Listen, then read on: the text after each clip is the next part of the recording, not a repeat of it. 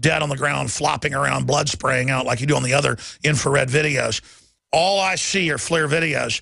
All I see is staged events. They're not bombing ISIS, ladies and gentlemen. They put them there. They armed them. They work for Saudi Arabia. And as usual, Saudi Arabia reportedly attacks us on 9/11. We attack Iraq. Al-Qaeda's attacking Syria. We attack Syria. Because Saudi Arabia is puppeteering this country to a great extent. It is disgusting. All right, so there's that stack of news. I'm going to your calls in the next segment. Let me just continue moving right along here. Ferguson investigates. And it's an investigation out of Fusion.net. How did America's police departments lose loads of military-issued weapons? Well, I'll tell you, they sold them out the back door for money. Just like most police departments, when they do gun buybacks, end up selling them out the back door. And there's all these articles. Here's another one out today, out of CBS News. Davis City Council tells police in California to have planned for getting rid of their MRAP military vehicle in the next 60 days. The public asked, why are you getting wheeled tanks and automatic weapons for us? Which is an important question, but Congress is now investigating this. It's like blaming the TSA that's groping you when Congress passes laws to carry this out.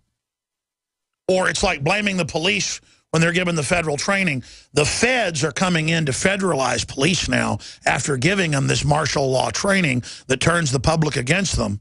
Then the feds will come in federalizing the police in the name of fixing the problem they basically created. It was like, oh, in Ferguson last week in Missouri, thank heaven Obama has sent Holder here. He'll fix it. Holder was clearly involved in the Oklahoma City cover-up of who was really involved. I've interviewed the Oklahoma City police officers that witnessed it as deputy head. He was deputy attorney general, now attorney general.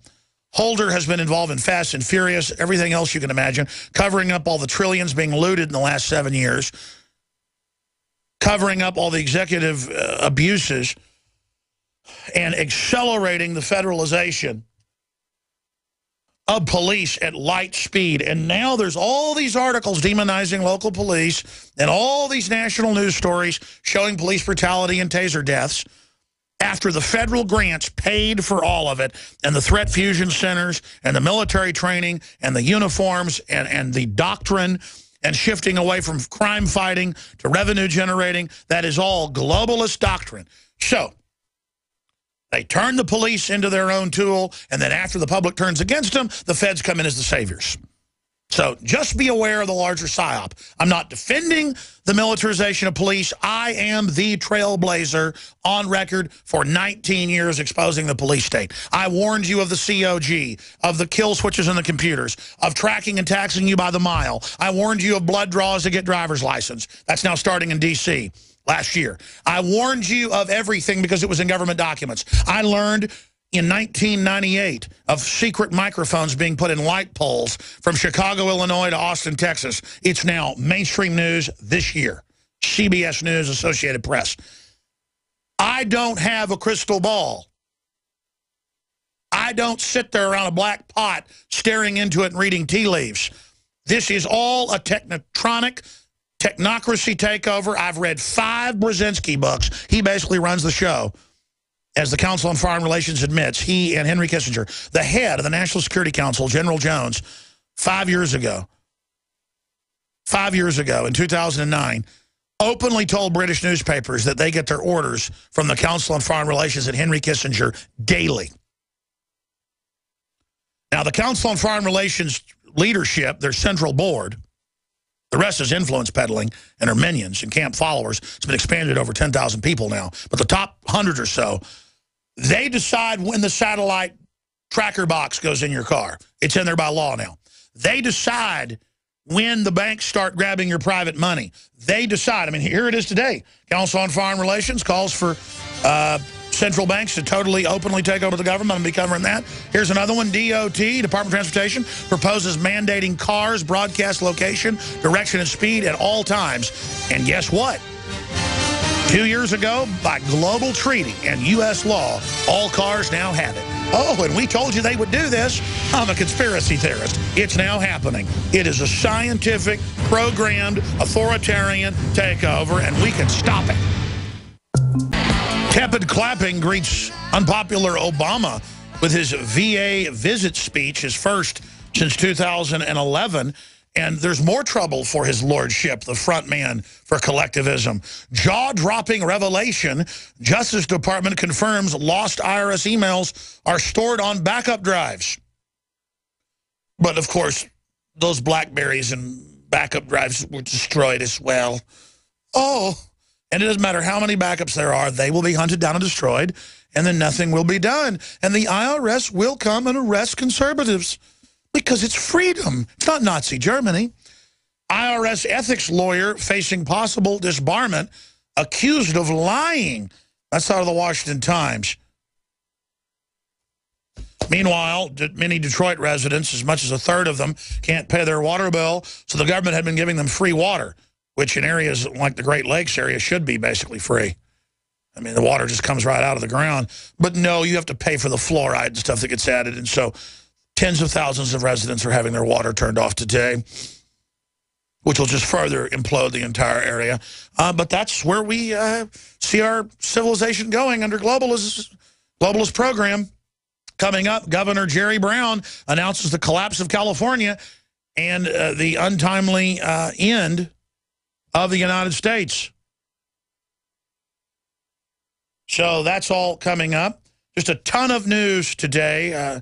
The IMF head has basically been indicted. Again, you're going to be taxed by the mile in your car and tracked everywhere you go. Oh, but the NSA is not spying on you. The government just had a 2 decades-long program globally in a global standardized corporate government by 2013 to have tracker boxes in all the cars' bellies that the car won't operate if you remove it.